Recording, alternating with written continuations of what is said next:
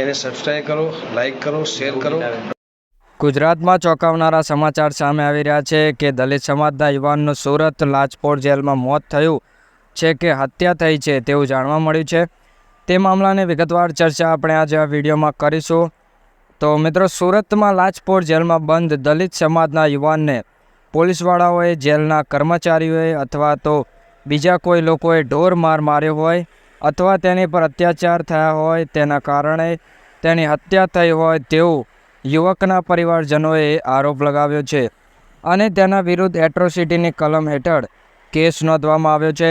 અને સુરતની જેલમાં આ કયો કેદી હતો, કયા ગુનામાં હતો અને સુરતનો કયો કર્મી હતો, તેને લઈને વિગતવાર સમાચાર આપણે આજે જાણીશું। તો આ ઘટનાની શરૂઆત એમ થાય છે કે મહેશભાઈ, જેમનું મોત થયું તે સુરત જેલમાં અંડર ડ્રાઈવ તરીકે હતા, જેમની પર ચોરીના ગુના અલગ અલગ પોલીસ સ્ટેશન પર નોંધાયેલા છે, જે મામલે તેમને જેલ થઈ હતી।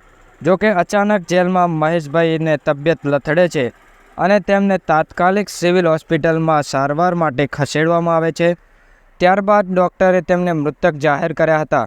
સમગ્ર પરિવાર હોસ્પિટલ પહોંચે છે, હોસ્પિટલમાં હાજર થાય છે અને તેઓ મહેશની બોડીનો સ્વીકાર કરવાનું ના કહે છે। તેમને એવો શક જાય છે કે મહેશનું મર્ડર કરવામાં આવ્યું છે જેલમાં, અને પરિવારની વિવિધ માંગ નહીં સ્વીકારે ત્યાં સુધી આ બોડી નહીં સ્વીકારે તેવું પરિવારજનોએ કહ્યું હતું। અને મહેશભાઈના શાળાએ મીડિયા સામે આવી જણાવ્યું કે અમારે 5 દિવસ થઈ ગયા પરંતુ હજુ માંગ નહીં સ્વીકારવામાં આવી, FIR નહીં થાય ત્યાં સુધી અમે બોડી નહીં સ્વીકારીએ। અને ઘણી બધી મહેનત કરી આખા પરિવારે આ FIR દર્જ કરાવી અને હવે બોડી સ્વીકારશે તેવું કહ્યું। મિત્રો, તમને શું લાગે છે આ કેસમાં શું હશે? શું તે જેલમાં મર્ડર થયું હશે કે શું તેમને તબિયત લથડવાથી તેમનું મોત થયું હશે? તમારું મંતવ્ય નીચે કોમેન્ટમાં જણાવવાનું ભૂલતા નહીં।